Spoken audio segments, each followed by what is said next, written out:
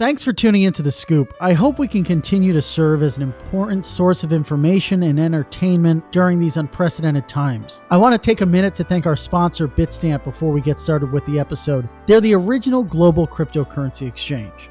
Since 2011, Bitstamp has been a cornerstone of the cryptocurrency industry and the preferred exchange for serious traders and investors, trusted by over 4 million customers, including top financial institutions. Bitstamp is built on professional-grade trading technology. Their platform is powered by a matching engine from NASDAQ, the global stock exchange, and their APIs are consistently recognized as the best in the industry. Bitstamp's advanced trading interface, TradeView, features live charting, deep analytical tools, and is available on web and mobile. You can download the Bitstamp app from the App Store or Google Play, or visit bitstamp.net/pro. to learn more and to start trading today. That's bitstamp.net/pro.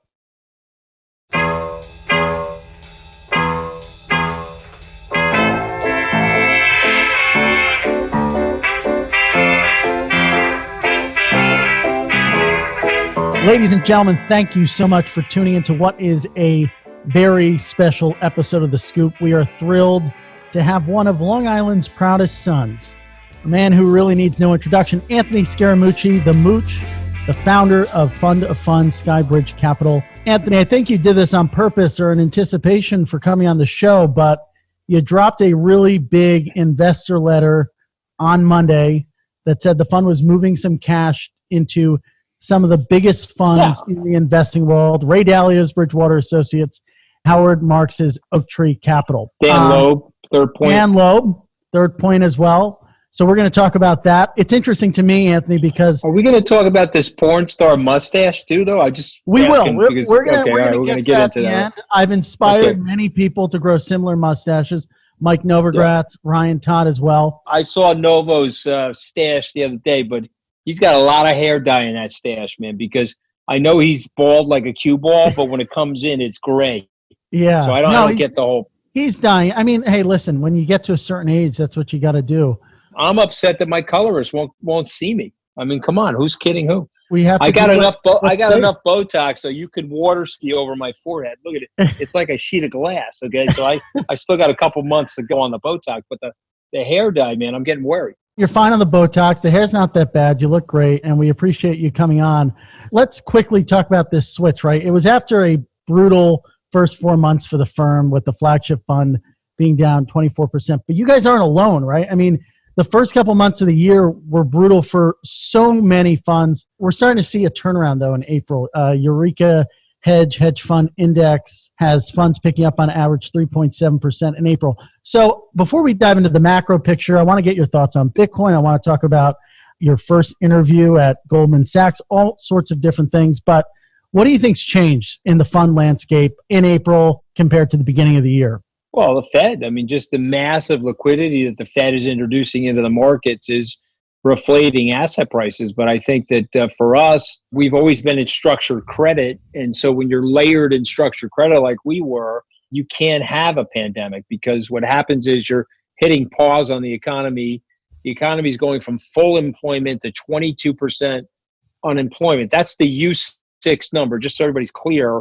That's everybody. That's not the fictitious U1 number of 14%, but the U6 number is people looking for jobs after a year and people who have disaffected and stopped looking for jobs but really would like one. So you went from 3.5% to 22% in 6 weeks, and that seizes the credit markets, that seizes the mortgage markets. And so, our competitors lost more than us. I mean, structured credit was down anywhere from 40 to 70%. We came in fairly hedged. We were only about 50% net long. That's why we only lost 22, 23. The reason we're down 24 now is my team and we sold a very large piece of the portfolio in a secondary market so that we could create the liquidity necessary to go into Loeb and Dalio and Howard Marks. But the short answer to your question is that the Fed is inducing tremendous amounts of liquidity. They're introducing it into the markets, and it's raising the asset prices, and we're going to be a part of that. We're going to participate in that. How is that capital going to be allocated amongst those various funds? Is it their flagship funds? Is it credit funds? In Ray Dalio's case, it's his pure alpha 18% volatility. That's sort of the juiciest fund that he has. And that's what I call that the quantitative easing trade fund. That fund has been closed since 2007. And so it's a first time opening. I'm good friends with Ray. And I asked for capacity there. We put 100 million in May 1. I'd like to get it to 250 by July 1. And I think he's going to do phenomenally. He was up 40+% in 2009 coming out of the last crisis. And so I think he's going to do phenomenal.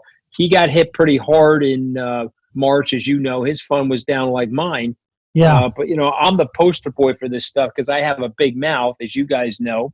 And so even though guys were doing worse than me and guys lost more money than me, I'm getting lit up in the press. So that's fine. I'm a big boy. I can take it, Howard Marks, that's a distress fund. I think there's a gajillion dollars going to be made in distress.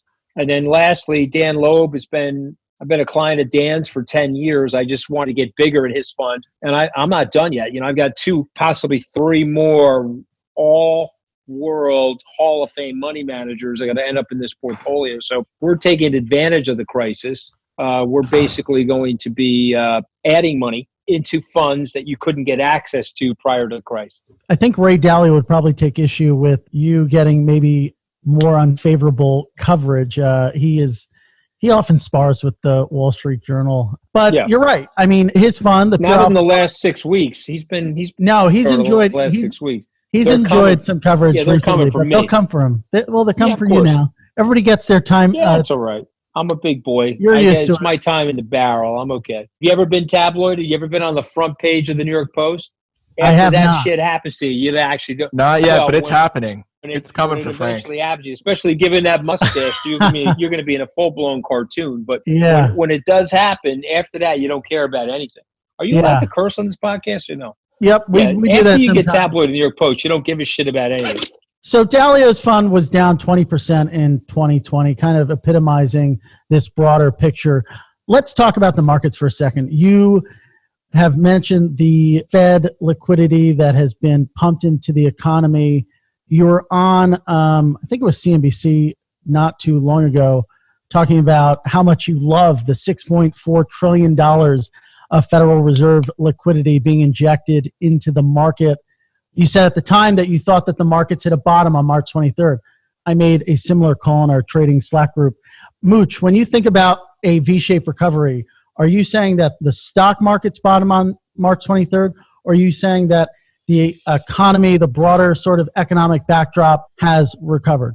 This would be the markets. The markets are mispricing the economic recovery right now due to the level of Federal Reserve stimulus and the level of liquidity that the Fed has put into the market. So the economy is not going to probably bottom for another 2, possibly 3 months. But then once we get back to some level of normalcy, and I don't think we're getting to full normalcy anytime soon, I sort of have this broken up into 2 categories. This is pre-vaccine activity and post-vaccine activity.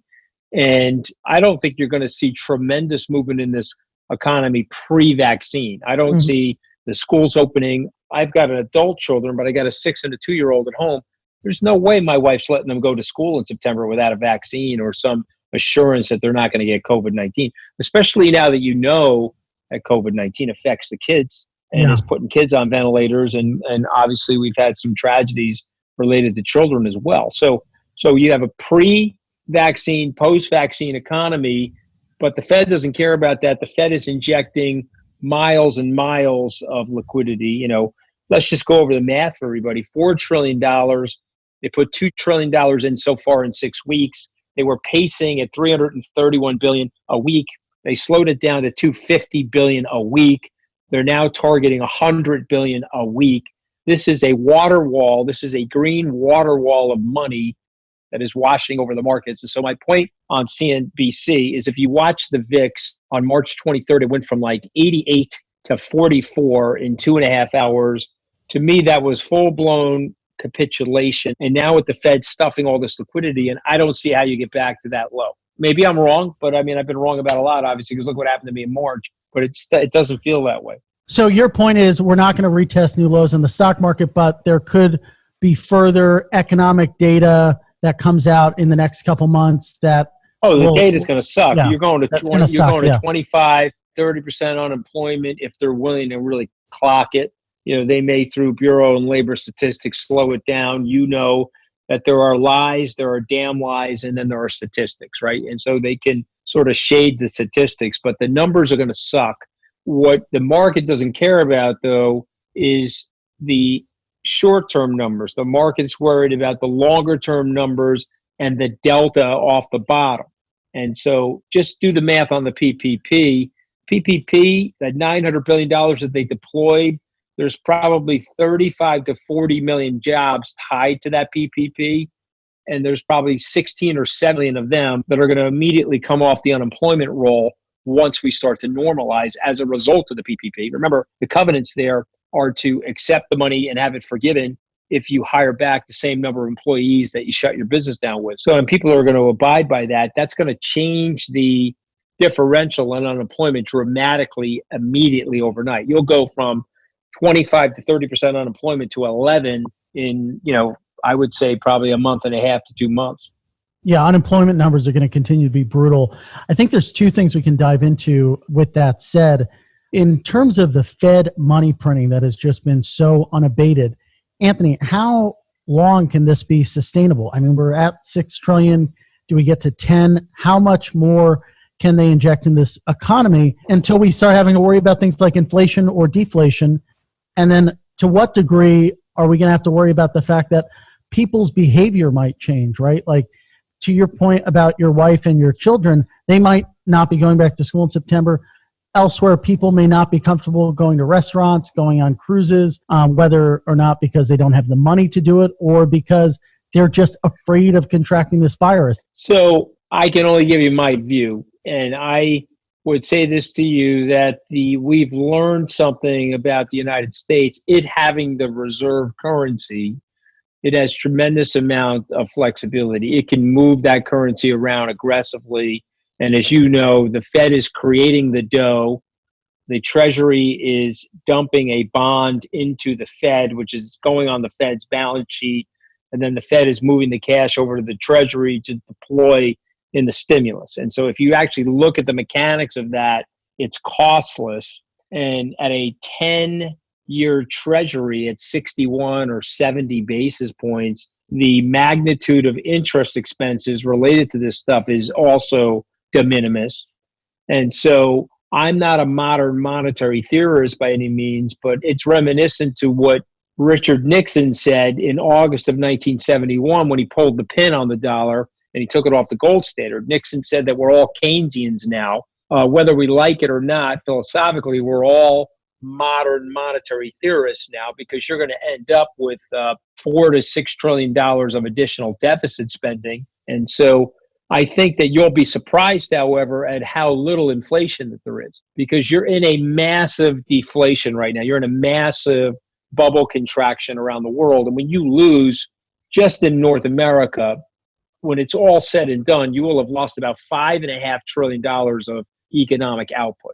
So that's about $4 trillion just from the shutdown and restaurants closing.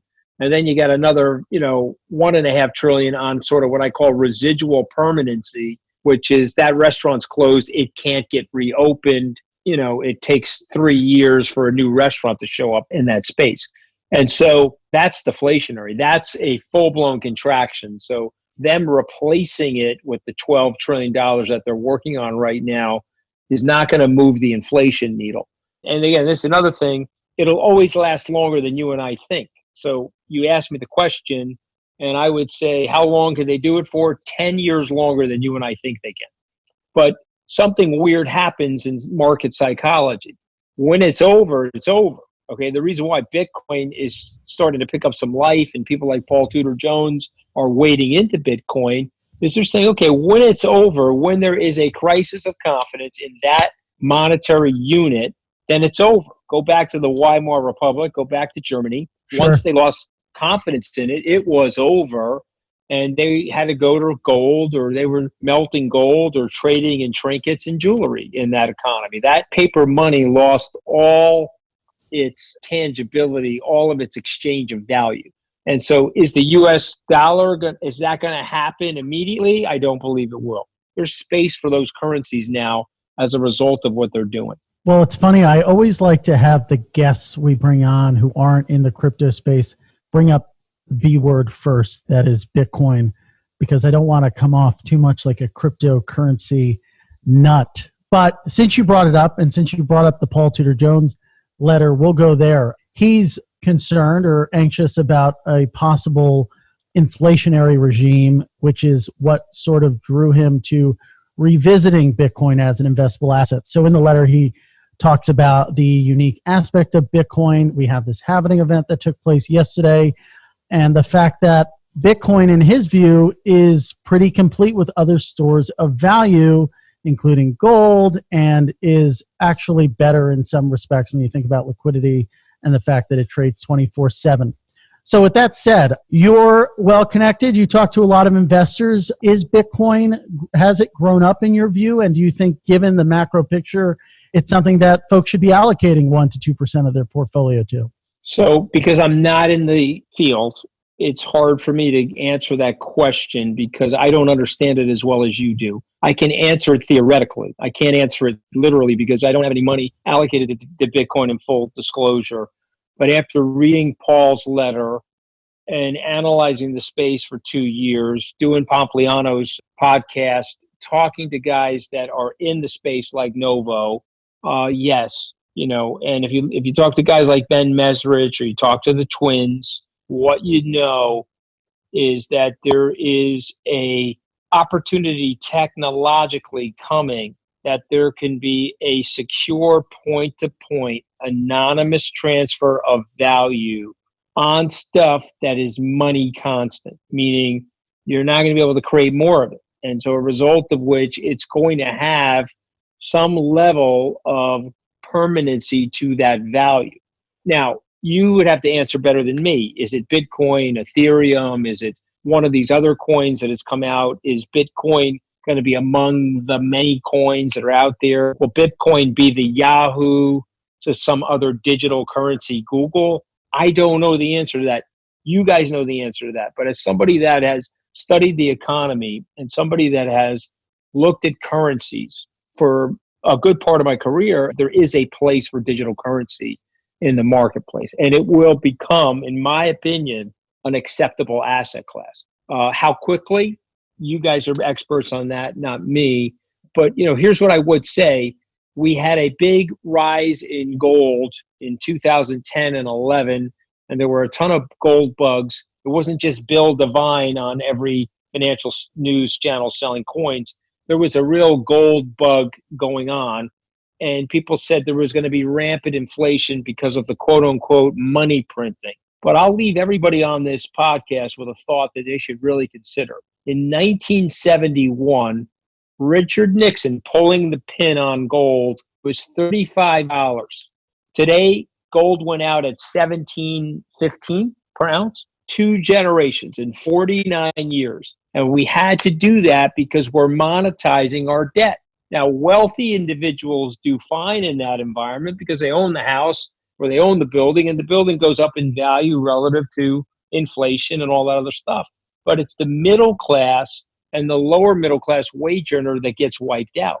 So there is an era coming where everybody's going to want to own something that is less manipulated by the governments as it relates to a store of value. I don't think you need to be totally savvy on the technical underpinnings of Bitcoin to appreciate the juxtaposition, right? That you have this incredible money printing and at the same time, this new technology, this new way of sending value that has a fixed supply. I mean, that juxtaposition is really striking. I think Jones puts it pretty well in his letter. And he says straight up, right? Like crypto people kind of need to curb their enthusiasm a little bit. You mentioned the fact that we're early days. Bitcoin could be the Yahoo or it could be the Facebook or the Google. And he's not even saying that he appreciates Bitcoin in isolation, right? He is making this for him, buying Bitcoin futures potentially for his fund is an inflation hedge. It's not a long-term crypto enthusiast speculative play. It's an inflation hedge.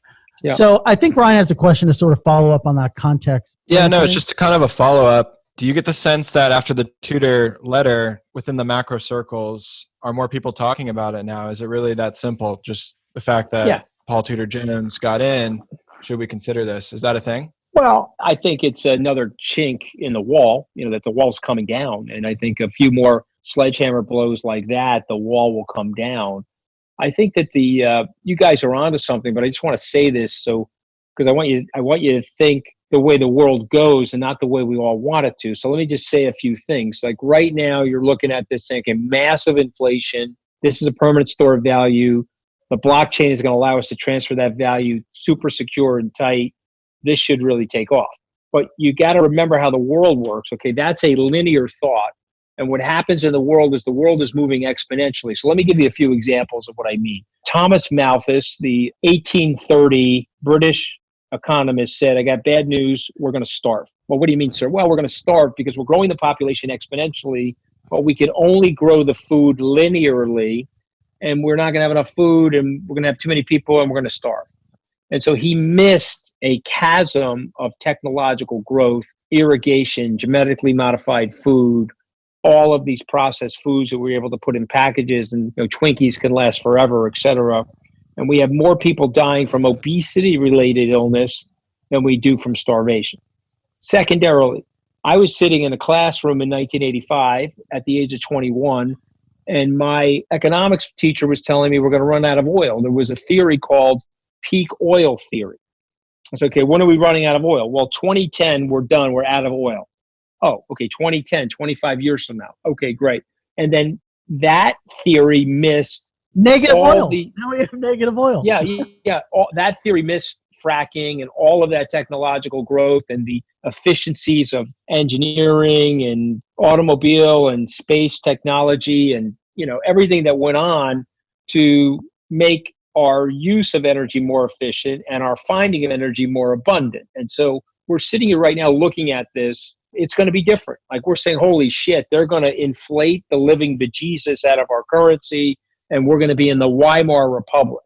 But 28% of the land in the United States is owned by the U.S. government, and at a spot price of $50 a barrel, I know it's cheaper than that right now, but we are in a pandemic, a spot price of $50 a barrel, you've got $60 trillion of energy under the ground of stuff that's owned by the United States. So all of a sudden, the balance sheet of the United States, 60 plus trillion, the parks, the aircraft carriers, 70, 80 trillion dollars on the balance sheet, $30 trillion of debt. It doesn't look terrible. And then you have this huge exponential wave of AI and 5G and all this stuff that's coming in sort of biomedical research. You could be in a situation where you have this major abundance going on and we never grab the inflation. And so even though I've said all that, I gave you all my bullshit, all my theoretical and philosophical bullshit, there's still a big spot for digital currencies because the digital currencies represent a frontier for early adopters and intermediate stage adopters where they're going to want to have that as a hedge. And so when you ask me about Paul Tudor Jones, yes, somebody like him, who's an old school guy, an old school macro player in his 60s, been around for 35, 40 years, they're saying, whoa, I want to own a little bit of Bitcoin here or other digital currencies in a basket. Yes, he's mainstreaming that idea. He's making it accessible and it will become more available. And you got the tip of the spear of the gold rush are going to end up doing very well.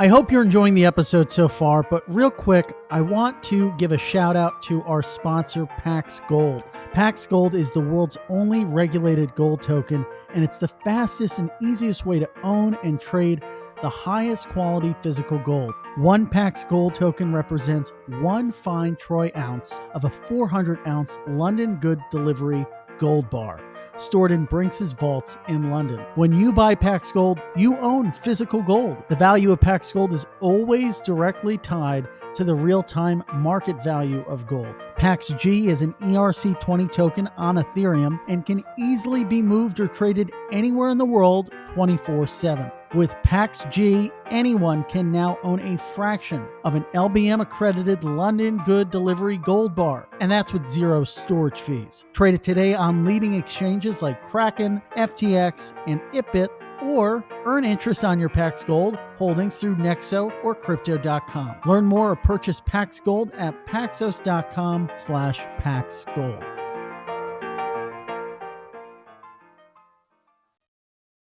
You make a great point, which is to expect the unexpected, but that's not necessarily, to your point, something specific to this crisis. That's something that's specific to human history, right? There's a reason Correct. why there's the expression history rhymes. History rhymes because we constantly see the unexpected happen. And so in terms of Bitcoin's case, we saw that play out as this crisis gripped global markets, right? We wanted Bitcoin and gold to perform at a higher level than U.S. equities because there's this narrative around it being a safe haven or a hedge, but that didn't necessarily play out for the first 2 months, right? Bitcoin and gold were in lockstep with the S&P 500. We've only recently seen Bitcoin sort of break out a little bit, fueled by maybe the halving, maybe the Paul Tudor Jones letter.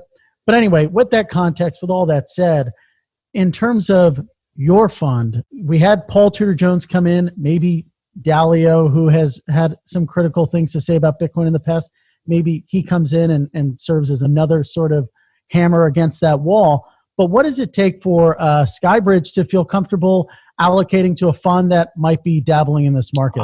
I'm there. So Paul's closed for new investors, but if he wasn't closed for new investors, I would be in his fund. And I have no problem owning as a pass-through through his fund some level of digital currency exposure. Remember, I'm a fund of funds. I know that's an old-fashioned thing, but I love the business because I got a portfolio of all-star managers who are geniuses at what they do, and I'm able to get access to them and democratize hedge fund investing for a very large group of people. Remember, my fund has a $25,000 and $50,000 minimum. I want to be the hedge fund manager for every dentist in America. You know, there's a guy drilling teeth in Davenport, Iowa.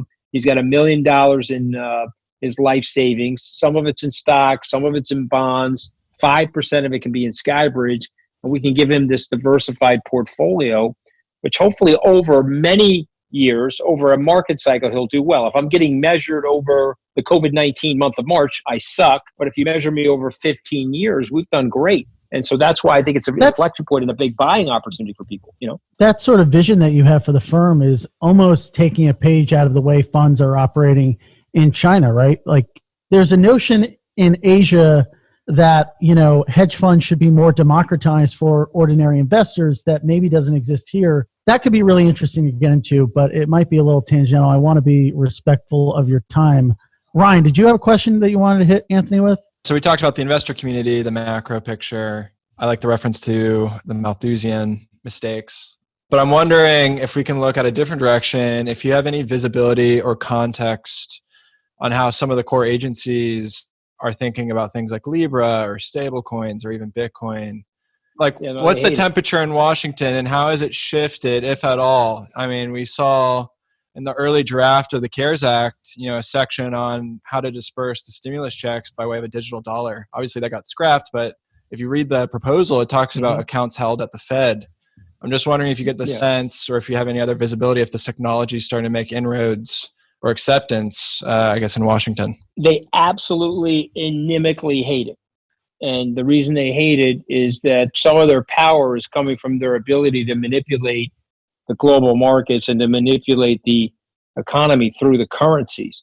Also remember, and there's a great book on this if you guys have an interest called Treasury Wars, where the U.S. Treasury over the last years since 9/11, 19 years now almost, where they've used the economic warfare of sanctions and pressure from the Treasury to co-opt our enemies into doing what we want them to do, or freezing their assets, or, you know, blocking their ability to trade oil and things like that. It's all coming from our nation having the reserve currency. And so if Libra would be an unmitigated disaster for the United States because Mark Zuckerberg is a non-governmental organization in their minds that has 2 billion potential followers that could be using his digital currency. That's why they're sticking a electrical circuit on his neck and screwing bolts in and electrifying him every time he goes down to Congress. They don't like it at all. And so to think otherwise would be a very big mistake. I think it's going to happen anyway. And I also think it's better for you guys that Facebook's not involved, because if Facebook's not involved, it won't be as threatening to the federal government. So you'll be boiling the frog in a cold water pot with a slow burn. You're not trying to throw the frog into boiling water. But no, they absolutely hate it. I've been to Treasury in conversations with them about it. I understand why they hate it. And the fact that they hate it gives me great confidence that what I'm saying is going to be true, that there's a sleeve for it, and there'll be other governments that accept it because our Treasury hates it, and there'll be people in the marketplace that want to do business with people that are in digital currency because of what I just said. And all of a sudden it becomes a rebel forces exchange of value.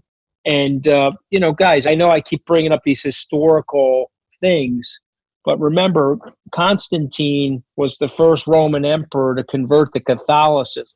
For 300 years, they laughed at Christianity, right? They were all pagans. They thought Christianity was a bunch of malarkey. And then it became a widespread political movement. You guys are smart guys. Is Paul Tudor Jones Constantine? He's probably one of the proselytizers. He's probably not the emperor of Rome. Matthew. If you told me that Jerome Powell was in Bitcoin and he was putting Bitcoin into the balance sheet of the U.S. Treasury, then I would say, okay, he's Emperor Constantine in this example, meaning you're in a rebel forces movement. That movement makes sense. There's reality basis to that movement, and what is the reality base of the movement? You have a description of value, a permanency to the value, a scarcity to the value, meaning it's fixed. It's not going to be manipulated by the governments. And then you have a blockchain that's tied to it that can transfer that value to me. And I know I've received that value securely and anonymously.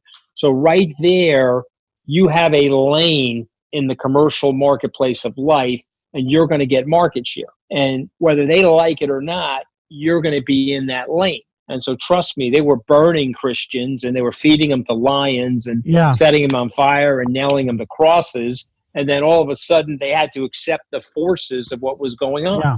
I just think it'll take longer than you guys want it to, but it will happen. There's nothing wrong with it taking long. That kind of helps the news flow, so to speak. If this all happened in 1 year, I don't know how much of a business there'd be for research and news. But I think you make a really interesting point drawing a comparison to early Christians. It certainly felt like watching the Facebook Libra folks, David Marcus in particular, in Capitol Hill last summer, being lampooned and just completely in the midst of vitriol on Capitol Hill felt similar to what I imagine early Christians might have felt. But I guess that leads to my next question. Trial. Oh, it was a circus show trial. Yeah. What's the temperature on what China is doing? Obviously they have their own digital currency experiment. They're going to launch a version of their currency on a blockchain. Are people on Washington worried about that? I mean, they would literally, China and so many countries around the world would do anything they could to chip away at or completely remove dollar dominance and hegemony. But is this something that they should actually be worried about doing that? Do you buy the threat that this is something that can impact the dollar? I don't buy the threat today. I don't buy that threat tomorrow, but I do buy that threat over a 3 to 15 year period of time. Yes. You have to remember the euro is not going to be here. So, you remember the euro is a fixed exchange rate. It's not a federalized currency. Like all that is a fixed exchange rate mechanism with the members of the people that are abiding by it. And if Germany decides that they don't want to bail out those Southern European nations like they did Greece in 2012, that's going to break up. That's going to create more space for digital currency as people get less certain about currencies. And then obviously other nations are going to rapidly devalue their currencies to pay off their debts. And so, listen, you guys know the forces of history and the vagaries of history are on your side. And so there will be an acceptable birth, an acceptable level of market share. But it's just going to take a while. When you ask me about China, China's got so many problems, guys. Let me tell you something about China. If China does not exist in its current configuration 10 years from now, I'm not going to be surprised. The one-party systems, you want to study history? One-party systems have a life expectancy of about 70 years. You don't believe me? Mexico, 70 years. Let's go to Japan after the 70 years. How about Malaysia? Their 70-year run just ended. What about the Soviet Union? 1917 to 74 years, gone. Okay, and so China just celebrated their 70th anniversary as a one-party system. They're in overtime. You also, if you're really studying China, you know that it's 7 very strong provinces that Mao clamped down on and put the full forces of the autocratic Communist Party to keep those things together, including Tibet. And so don't look at China the way you look at the United States. It's any way someone looks at India. India is 71 to 75 different countries woven into a tapestry that we call India. My point being is you don't know what the hell is going to happen in China. And yeah, they're a threat. They will definitely try to develop this currency. They're ahead of us in some respects with artificial intelligence, but nobody trusts them.